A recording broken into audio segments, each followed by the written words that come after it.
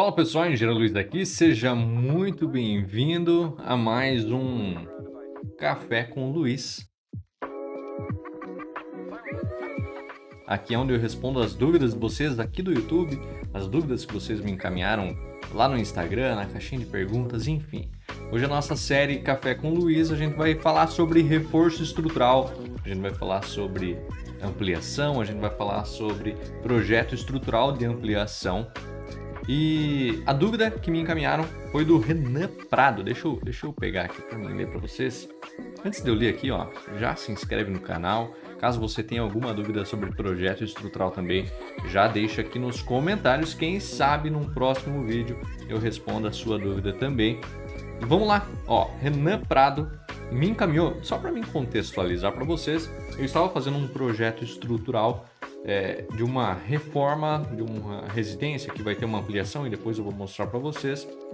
E aí eu publiquei nos stories como funcionava a análise e aí o Renan me encaminhou isso aqui.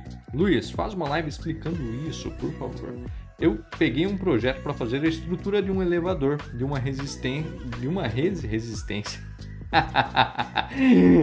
residência existente.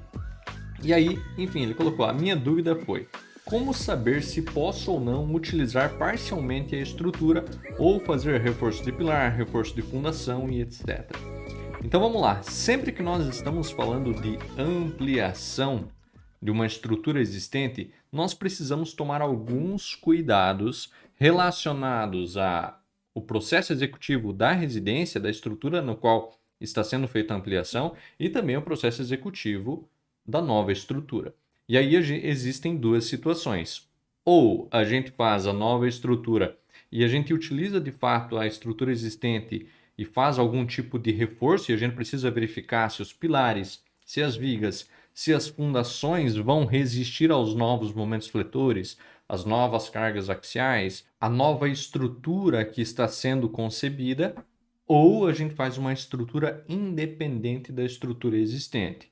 Eu vou demonstrar aqui para vocês agora, num caso em que nós trabalhamos, vou demonstrar uma parte desse caso para que vocês entendam como que a gente faz esse tipo de análise e como que a gente faz também o processo de concepção estrutural desses casos. Lembrando que é muito importante e é essencial que vocês tenham, sempre que vocês vão fazer um projeto estrutural de uma ampliação, ou algum tipo de reforço, ou enfim, qualquer situação, que vocês tenham o projeto estrutural da execução. Então, por exemplo, nesse caso que nós trabalhamos, nós já tínhamos, tá, o projeto estrutural existente, onde a gente fez a análise, entendemos como, ó, projeto estrutural bem suja, porque foi utilizado, né? Mas nesse caso a gente avaliou todo o projeto estrutural, avaliamos seção transversal, armadura, avaliamos também no local como que foi feita a execução. Existem alguns ensaios que precisam ser feitos, se necessário, quando for fazer algum tipo de reforço, porque nós precisamos avaliar se o projeto estrutural de fato tem o FCK que foi prescrito em projeto, se as armaduras foram de fato executadas como no projeto, e aí sim a gente consegue analisar se aquela seção transversal, se aquela área de aço vai ser capaz de resistir aos esforços de uma nova estrutura, tá? Então, deixa eu compartilhar aqui com vocês. Aqui eu peguei um pequeno exemplo, só para fins didáticos, para que você entenda como que funcionou esse projeto. Então, por exemplo, aqui eu tenho a minha estrutura existente e aqui vai ser feita uma simples ampliação na residência, tá? Não é nada muito grande, mas eu acho que didaticamente vocês já vão conseguir entender como que é feito esse tipo de análise. Nessa residência aqui, tá, nós tínhamos um dormitório aqui, a parte de garagem e a parte de ampliação, tá, vai ser feito apenas esse canto aqui.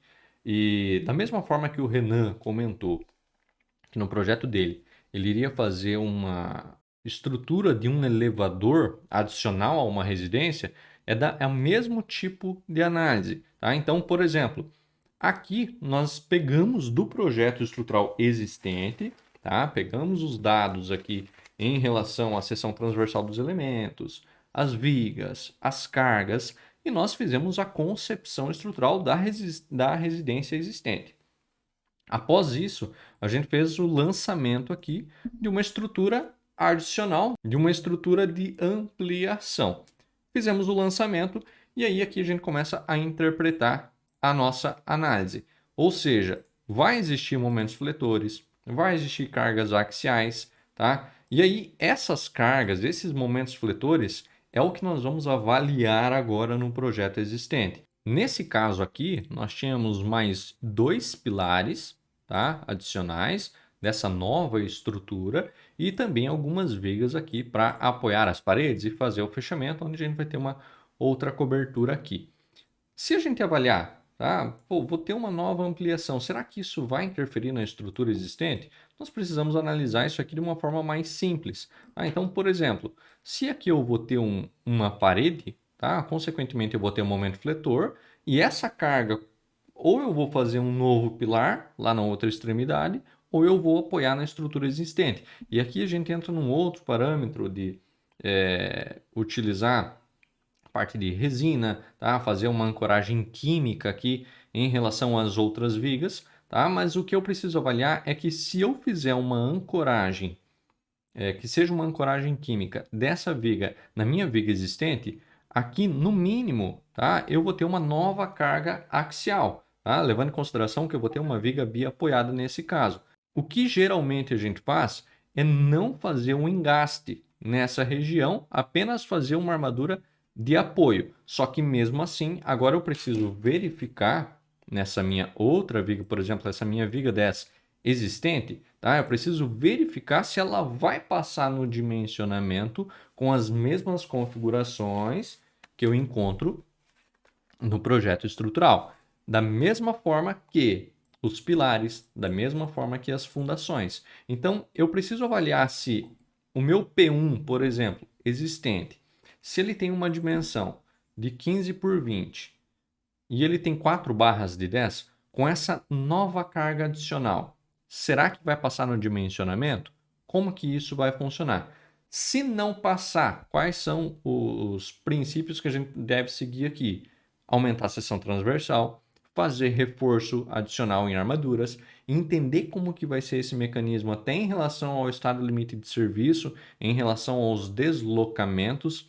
Claro que aqui é um exemplo simples, mas, por exemplo, no exemplo do Renan Prado, onde ele vai ter uma carga adicional de elevadores, onde ele precisa fazer viga, fazer pilar, com certeza que vai ser necessário algum tipo de reforço, tanto nos pilares, tanto nas vigas, tanto nas fundações. E aí a gente entra num outro princípio de como fazer o reforço, como fazer a ancoragem das armaduras, para de fato esse pilar, essa viga, vir a resistir a esses novos esforços. Tá? Então, um dos primeiros pontos é evitar fazer o engaste da nova estrutura com a estrutura existente. Tá? Nesse caso aqui, a gente fez uma rotulação porque, de fato, não há uma possibilidade de ter um engaste da mesma forma onde eu tenho uma estrutura monolítica, que eu tenho a minha armadura negativa, tá? Tendo uma ancoragem com 90 graus.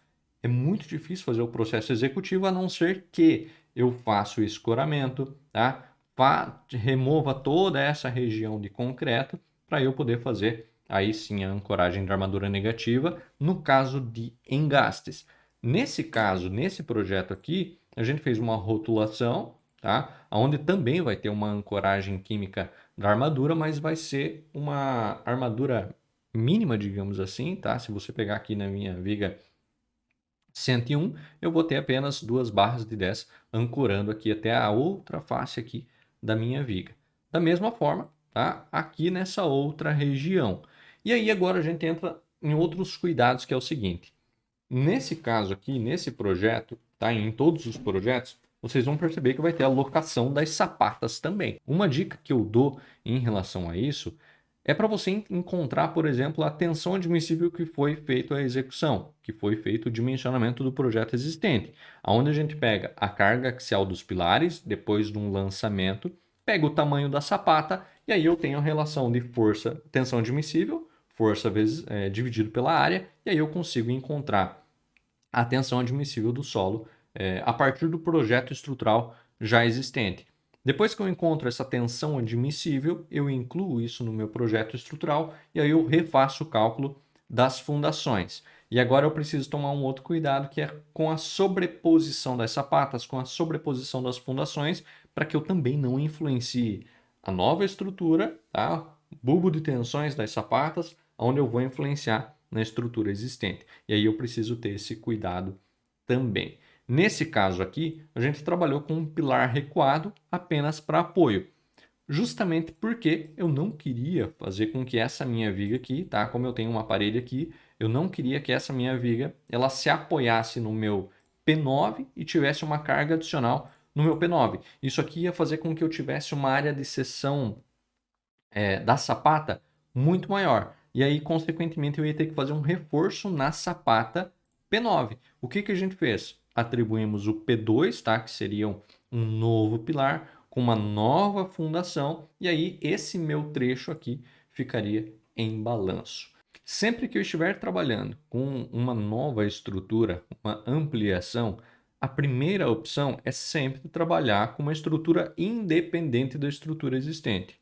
Claro que nem sempre é possível, e aí a gente entra nesses parâmetros de entender se vai ser necessário fazer algum tipo de reforço, se vai ser necessário aumentar a seção transversal do elemento existente, se vai ser necessário aumentar a área da sapata, e aí a gente precisa interpretar que os elementos que estão lá, eles foram preparados para as cargas que já estão atuando. Caso venha ter novas cargas, caso tenha ter um novo carregamento, nós precisamos fazer essa avaliação para entender se aquilo que de fato foi executado, se aquilo que de fato está em obra, vai ser capaz de resistir aos novos esforços.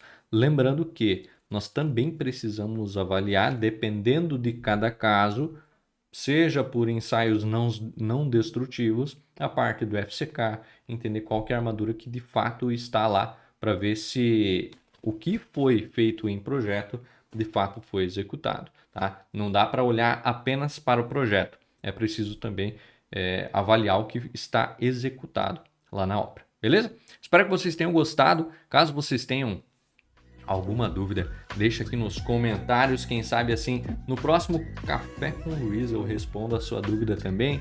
Ou me manda no direct, ou me manda na caixinha de perguntas. Espero que vocês tenham gostado. Se inscreve aqui nesse canal. Um grande abraço e até a nossa próxima aula, até nosso próximo vídeo. Vejo vocês lá.